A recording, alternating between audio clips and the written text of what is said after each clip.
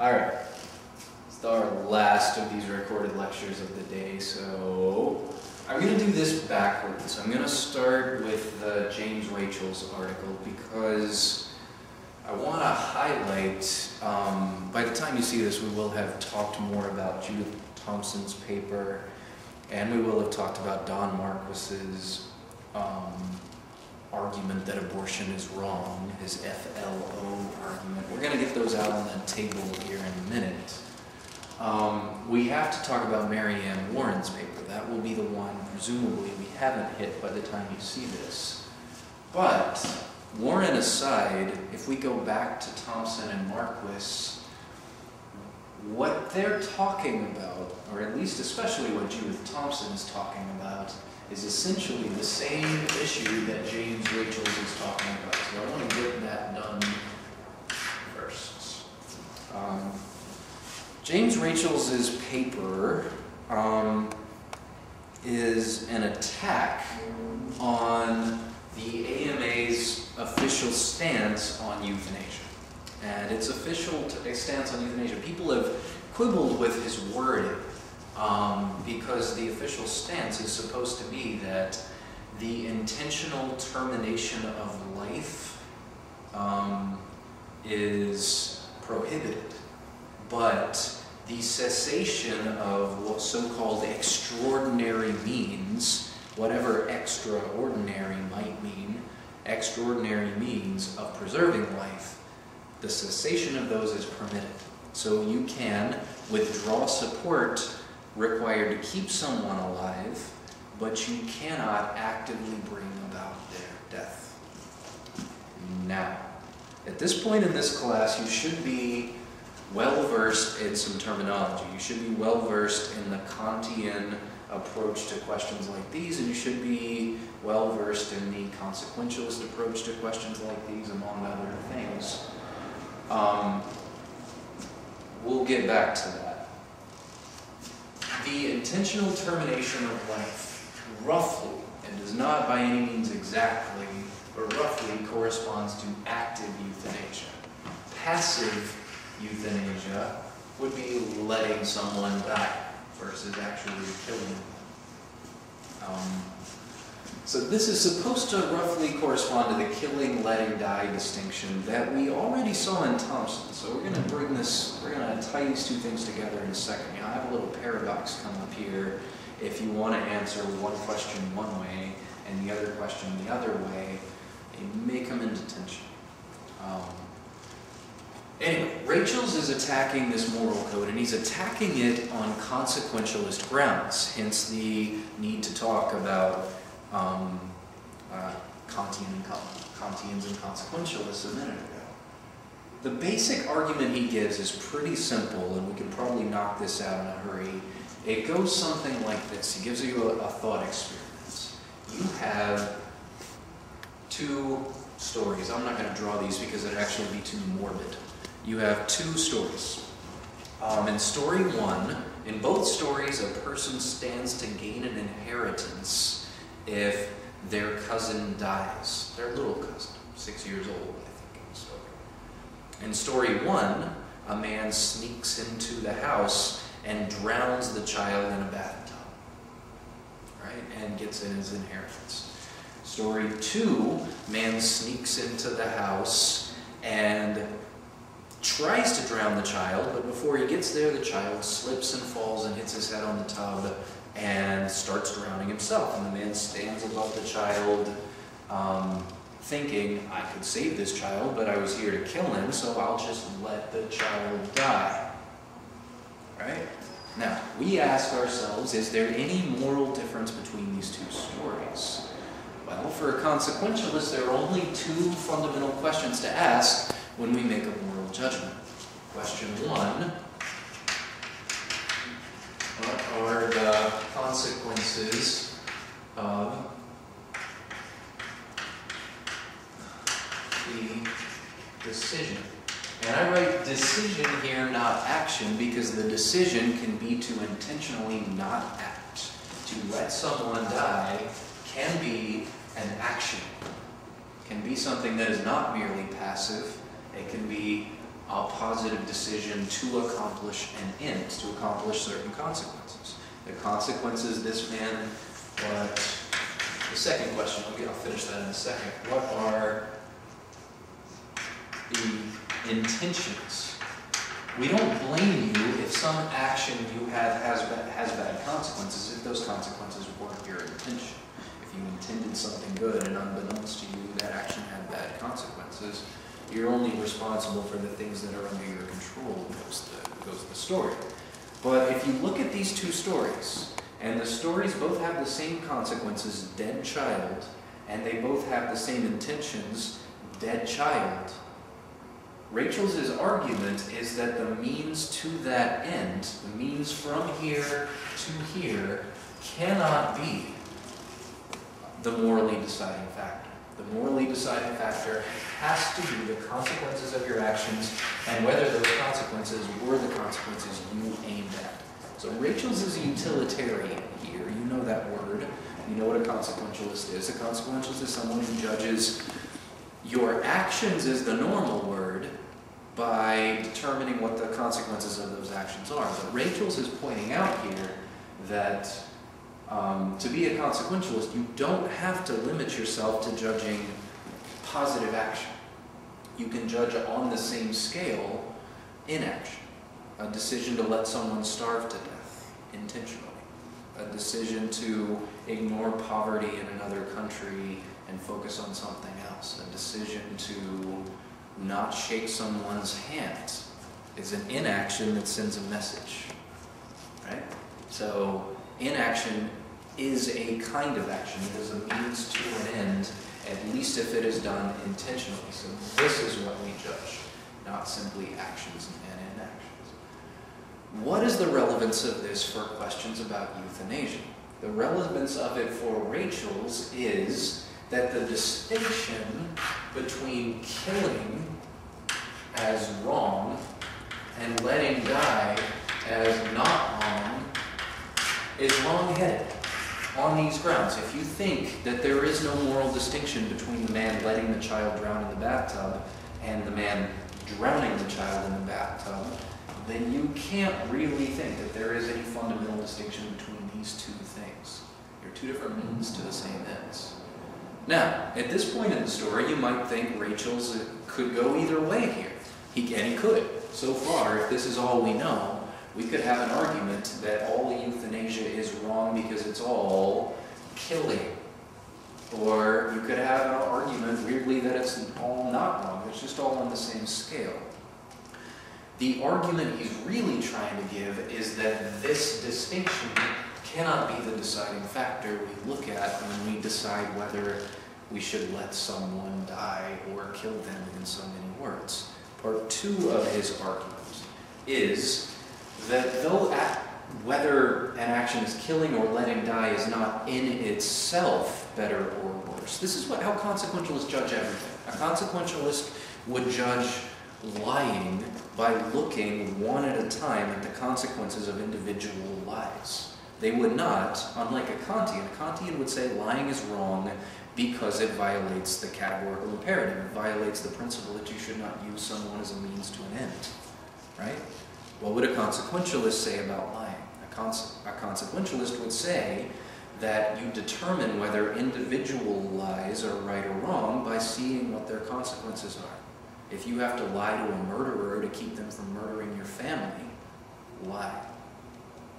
There's nothing in itself right or wrong about lying. It's just that lying usually causes harm, and so we generalize a rule about it and call it wrong as a prima facie principle, as a at first glance principle.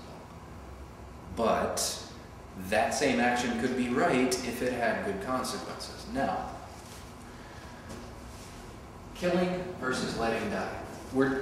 This kind of case, it's a nice way of talking about suicide, obviously, and you get the same kinds of questions arise in different circumstances when you ask whether somebody has a right to kill themselves when they're not dying anyway. Those are harder questions. Sometimes this focuses on easier questions, on questions when we know, easier in some sense, though they're awful. When we know that someone is suffering, going to die anyway, is going to have the last few months of their life be, cancer-ridden misery, and we ask whether there's any reason that we have to make them live out that last bit of life.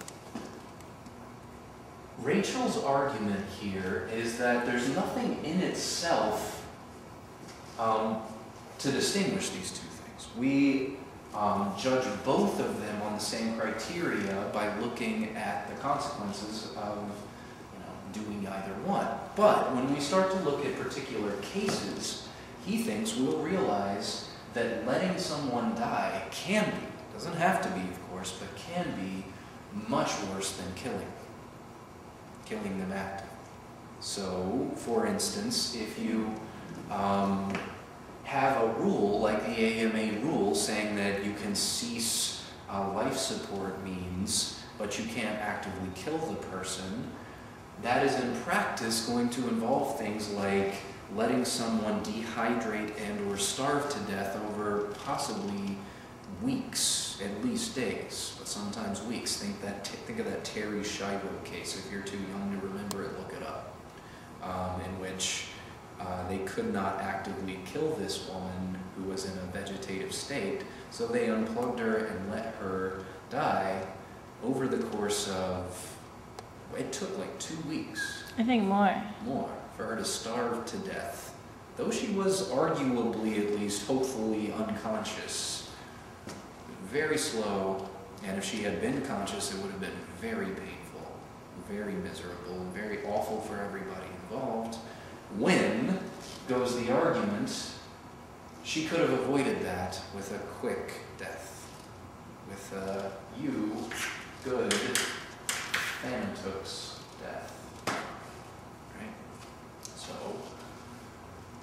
though there's nothing in themselves to distinguish that means one of these is better than the other, the consequences of actively ending someone's life with a morphine overdose, say. This is what they do. It's the dirty secret of hospice care, is that hospice care, typically, it's not a dirty secret, but it's what it is. Hospice care, if you have somebody who is terminally ill and is dying soon and they go into hospice care, what that means is that they will be given large amounts of painkillers for a brief period of time. They'll have their family come in and say their goodbyes, and when everybody is ready, the nurse will slowly give a morphine overdose to the patient. It happened to my stepfather a few years ago when he was dying, and at that point, everyone in the family had agreed that primarily him, we need one more set of words on the board here.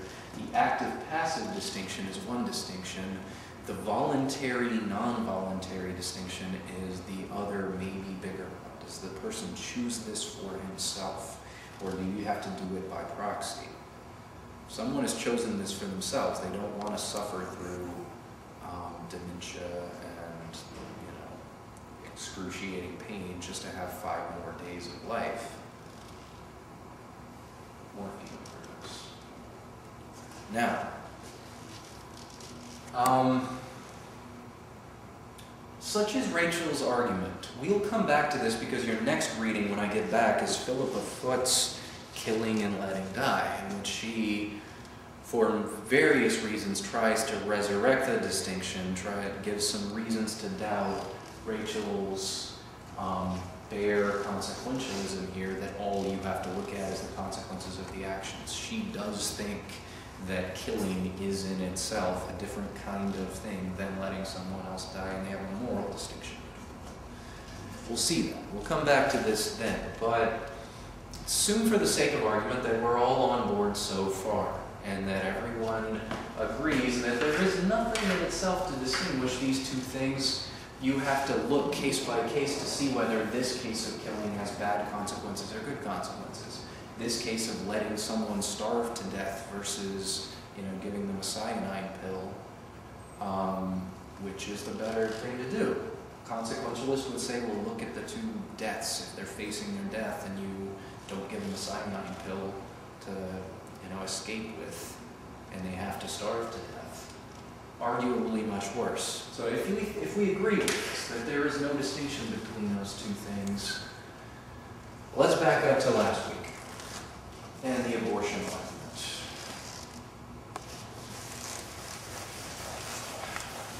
We will, at this point, this word you've seen before,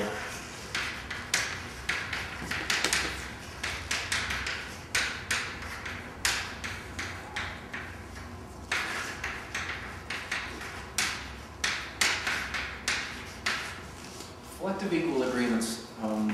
You ought to know this term by now, I hope. It's a term from John Rawls that refers to the rare, arguably, situation in which a person's beliefs about their principles and their beliefs about individual cases are in harmony or in equilibrium. So the idea here is supposed to be that moral thinking is a back and forth. It's a reflective process of starting with your principles and testing them out in the light of particular cases. I think that killing is wrong, you say. I'm a pacifist. And then you look at some particular cases and ask yourself whether you would kill or condone killing in this case, in this case, in this case, self-defense or war. Maybe not war, but I think self-defense is justifiable, and I would kill to save my family, and I would kill to stop more killing, at the very least. You start with a principle and then you hit particular cases. So what do you do if your principles in your cases don't agree? You have to give one up, or you have to somehow bring them into harmony by changing your beliefs about one or the other. Typically this is a long back and forth process of adjusting your principles, like killing is wrong or lying is wrong, etc., with all the many cases that you may hit in your moral life. Here we had a principle. The principle was that there is no distinction between killing and letting die. And it fit our judgment about this case, right? About this case, it seems to make sense to say that there's nothing in itself about killing a cancer patient actively to ease their suffering or letting them die to ease their suffering. If the real question is how much are they suffering and how do we minimize it? It's a means-ends question. Now, Judith Thompson. All right, so the Judith Thompson argument, if you remember, went something like this. This is on the abortion question, right? And let's hit these things in order. I want you to keep in mind that stuff about Rachel's. We're going to hit that last. So I want to start with Mary Ann Warren, who we haven't done yet, and work our way back through Marcos to Thompson and see what all that had to do with Rachel. Now, most people, when they first start talking about the abortion question, think that it is a question about personhood. It may be a question about personhood. It's not, at the very least, it's not just a question about whether the fetus is a person. That was Thompson's point. But we're going to start with it. Is a fetus a person? Person in her formulation does not just mean biologically human. Because, say, a liver in a petri dish is biologically human but is not a person. A skin cell is biologically human but it is not a person. Person is a moral category. It's a question, it's a category that we use, and we use it just as a matter of course in moral philosophy to talk about people that are capable of being part of a moral community, that are capable of ascribing rights to, or demanding obligations from, or that deserve treatment in a certain way. So, it's a moral category. Whether fetuses are in it or not is the question. Are they people, where people means things with rights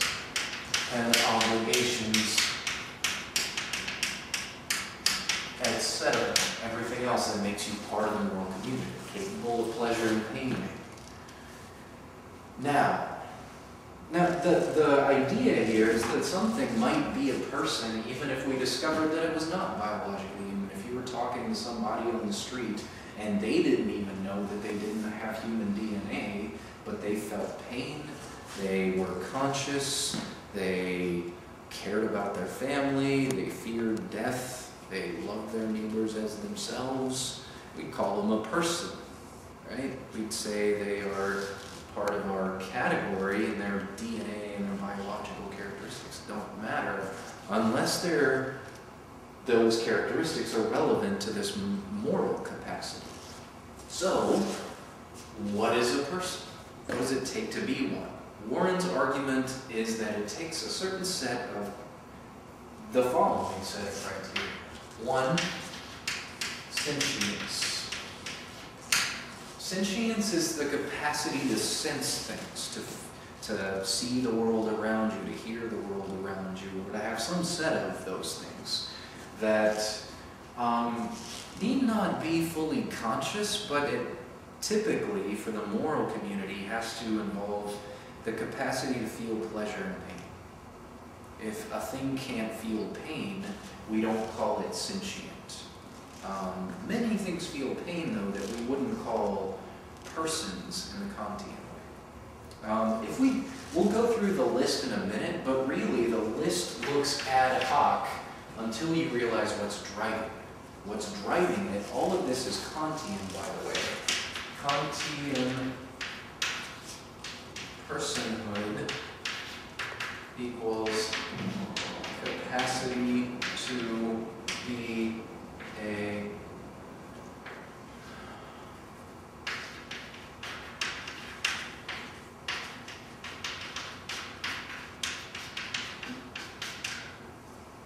personhood for Kant was roughly rationality. Now, by rationality, he didn't just mean, the capacity to do mathematics. He just meant the capacity to plan out a life and live it, and to respect other people's capacities to do the same. This is why his categorical imperative, his version of the moral law, if you remember, Kant's moral law had 2 parts. 1, he thought that we should act only on principles that could become universal laws, that we could agree to if everyone else agreed to them as well, which was one and the same thing as saying we can act on principles that anyone could accept rationally, no matter who they were, no matter whether they were rich or poor, no matter whether they were religious or non-religious, no matter whether they had this vision of a good life or that vision of a good life, that everyone would agree somehow got to the point of a moral law. Version 1 of the moral law is to act on universalizable principles in that way. Part 2 of the moral law was the content part. He thought that the moral law consisted of treating other people as ends in themselves and not as means to your own ends. If you treat another person as a means to an end, if you use a person like an object, you've forgotten what's special about a person, which is why Marianne Warren, a Kantian, thinks that the whole abortion question boils down to a personhood question. Boils down to, do they fit this Kantian category of what makes a person a person? So the question of personhood is right there in the heart of the moral law for a Kantian. It's the most important part of it. Morality itself consists of respect for people and their autonomy and their rights and their ability to plan their own lives and to be treated as such, right? Now, what does it take to have that? What does it take to have the ability to plan your own life, A, and do so with a measure of autonomy, but also to respect it in other people, to be able to make a contract of some version, implicit contract that I will respect you if you respect me. I will dignify your rights if you dignify mine. Well, it takes some qualities. An oak tree can't do it. Arguably, a dog can't do it as much as we care about dogs. We'll see Kant on the animal question, which is a hard hard question for a Kantian, because they have to say these things are not persons, and persons are the heart of morality. So talking about things that aren't quite persons is a tricky thing for them. And it's a tricky thing here in the abortion question. That's why this is coming out with the answer it comes out with. Sentience is the capacity to feel pleasure and pain.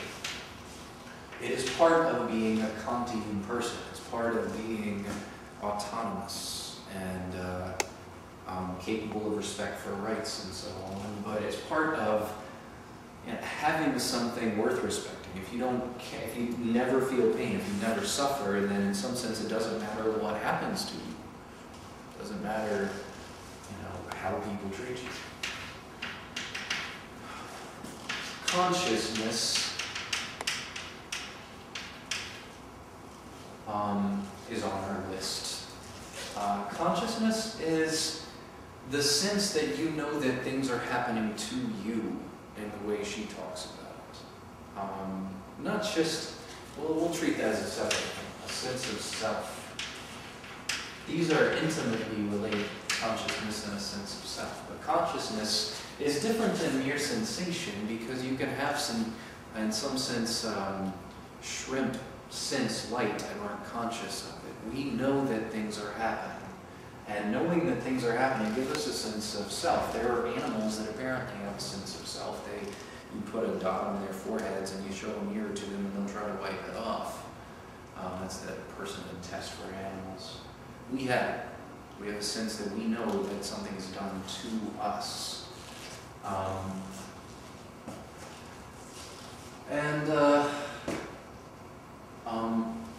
We need a sense of reciprocity. Persons. They need a sense that you do unto others as you would have them do unto you, so to speak. That if you expect other people to live by principles, you had better live up to them yourself. There's one more that she puts on the list that I find interesting. She writes it in a long way. She puts it as, she calls it the ability to express an infinite number of things with a finite number of symbols or something like that. What she's talking about is syntax. Not just language, but syntax. Coco the gorilla knows or knew, I think she's still alive. She knows how to say, like, it's a growing list. It started at like 200 and then it's like 600 or 800 things. She has about 800 individual symbols she can say. So sit, maybe it's 6. Like kitty, food, banana. Probably a lot of them are names for food, I imagine. But with her 600 words, she can say 600 things, and that's it. She can say banana, kitty, etc. The kitty is famous for her because they asked her what she wanted for Christmas, Coco, and she said kitty. And then they had to do a bunch of like lab paperwork to see whether they could get her a kitty, and they couldn't. And they got her a stuffed kitty, and she didn't want it. She wanted a real one. It was really cute. They got her a real kitty, and she took care of it. Kind of a person, you know. So this is not being biologically human and being a person, not necessarily synonymous. But she had language, but she didn't have syntax. If you give a human being 600 words, they can say an infinite number of things with them. Coco could just say the 600 things: point, banana, orange, kitty. We can say a kitty is not a banana, but it is more like an orange than it is like a space, whatever. We can say things with a few words. That, she thinks, is tightly related to our rationality in the Kantian sense, that we can plan infinite lives, we can plan, we can want infinite things, we can care about infinite things, we can do more than an oak tree or a lesser animal can.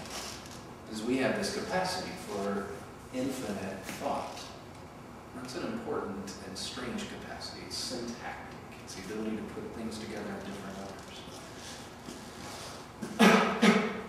All of this is supposed to go together to give a sense of what it means to be a person. Now we ask, is a fetus a person? Well, the answer clearly is that it is not. It may become one, but it is not. An oak tree came from an acorn, but an acorn is not an oak tree. Goes the metaphor, right? It may become a person, a fetus, but it is not one because it doesn't have these, it doesn't have, if you gave it rights, it can't give the same rights back to you. If you put obligations on it, it can't live up to them. It's not a moral creature. And if it's not a moral creature, then it doesn't have rights. There are tricky questions to ask about this at the end of the story. Where does the dividing line happen where a non-person becomes one? It's not at birth, probably, because infants don't have these capacities either. Arguably, 1- and 2-year-olds don't have them either. I don't know that they're capable of reciprocity. They're conscious. There's a strange sliding scale, obviously, on where a person that happens, but at the same time, it looks like she's absolutely right that this ball of tissue is not capable of exercising freedom of speech, or of respecting people's rights to liberty and happiness. Now, what if it were a person? What if a person were struck by this sliding scale problem? Okay, it's not one, but, well, Marianne Warren, if you're right, what's wrong with infanticide? She talks about that in her paper. I'll let you handle that one on your own. One way is to bite the bullet and say nothing's wrong with infanticide. The Greeks did it. If you're not comfortable with that, you've got to have an answer to this, and it's got to be preferably a principled answer, not just a ad hoc answer. But let's back up to Marianne Warren. Not Marianne Warren, Judith Thompson. If you remember, Thompson's argument went something like this. Let's suppose that the personhood question gets answered the other way. Let's suppose, for the sake of argument, because most people tend to think that this whole argument hangs on whether fetuses are persons or not. Let's suppose they are. What happens if they were a person? What happens if a fetus is a person? Where does the argument go from there? Okay. Persons have a right to life. Because after all, they have a right not to be treated as a means to an end, and this is essential to that, right? It's part one of that. Pregnant women have many, many rights too. They've got rights over their bodies, they've got rights to liberty, they've got a right to happiness, they've got a right to many things. But when we weigh these rights on different scales, so goes the story. The right to life is supposed to be greater than a right to liberty, say. And you can't use your right to liberty to take away someone's life. This is how the argument was supposed to go from a fetus is a person to abortion is wrong. That's supposed to be the easy part. If you think that a fetus is a person, it should just follow that abortion is wrong. You can't violate their rights to life, right? All right. The argument from Thompson went something like this, in case you need a refresher.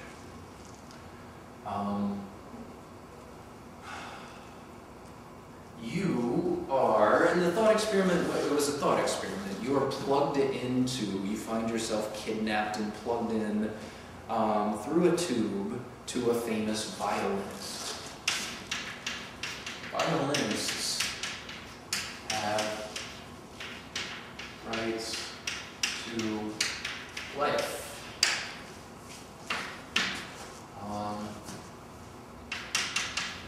You have a right to unplug yourself from the violinist, knowing he will die. Now, the story, the hard work for Thompson goes something like this. She thinks that both of these things are true. She thinks that this is true. She's a Kantian. She's not a utilitarian. She's not a person who thinks that rights are nonsense on stilts, an infamous phrase used to keep people down. She believes in rights and thinks they are the starting point to moral conversation. So she thinks that violinists have a right to life. Well, what if we were not talking about violinists, but fetuses? Suppose that fetuses were persons, and fetuses too have rights to life. She thinks that both of these things, she thinks that a violinist has a right to life. If a fetus is a person, they do too. She also thinks that you have a right to unplug yourself from the violinist, knowing he will die. Now, how is the question? How do you do both of these things without contradicting yourself? It looks like you have to contradict yourself because you're saying this person has a right to life, and you're saying you can just do something that will mean this person will have no moral life. How can you think both of those things at the same time? The answer for Thompson is to look harder at what it means to have a right to life. What does it mean to have a right to life? Rights come in two kinds: positive and negative. A positive right to anything. This is not restricted to the right to the life right. A positive right to something is the right to have it given to you. We use this word sometimes when people, if you think that people have a right to decent health care, which I do think, that's a positive right. It's a right that you think people should have provided for them. It's essential to living properly, maybe. Maybe people have a right to a decent education. That's a positive right. It's a right to be given something. Property rights are typically, at least most of the time when people talk about property rights, they're talking about a negative right. They're a right not to have something taken from you. If you've got a right to liberty, say, you don't have a right to have liberty given to you. That's not even how we would use that word. We would say you have a right not to have this interfered with. You've got a right to have your beliefs not taken from you. If you can take a belief, right? So, positive right in a nutshell is a right to be given something. A negative right is a right not to have something taken away. And they don't mean the same thing. Now, our question is, which one is the right to life? Is it a positive right or a negative? Is it a right to be given something, to have something protected and given to you, or is it a right not to have something taken from you? Well, her answer is that it is a negative. It is a right not to be killed, essentially. It is not a right to be kept alive. Now, we look back at this story and we ask, does the violinist have a right to life? Yes. Did we finish that question? No. What kind of right is the next question? If she's right, only this kind. He has a right not to be actively killed, but he does not have a right to be kept alive by you, because positive rights generate obligations in other people. We may have some of them, but that's just a fact about the kind of thing they are. If you have a positive right to something, that means somebody else has an obligation, or everybody else collectively, we have an obligation to give it to. Right? Now, does the violinist have a right to life? Yes. What kind? A right not to be killed. Do you have the right to unplug yourself from him? Yes, because that's just denying him this, not this. She puts it kind of metaphorically by saying that if you unplug yourself and then shoot him, that's a different situation than unplugging yourself, wishing him the best, knowing he will die and walking away. So, do you have a right to unplug yourself? Yes. Do you have a right to unplug yourself from a fetus? Yes. Does the fetus have a right to life? Judith Thompson herself thinks that they don't. She doesn't think they're persons. She agrees with Mary Ann Warren that a fetus is no more a person than an acorn is an oak tree. But if they were persons, it wouldn't immediately follow that you necessarily have some obligation to carry them. Goes the argument. All right? Now, all of this sounds right, it all makes sense, but I want us, before we move on, to realize things are more complicated than they look at first glance sometimes.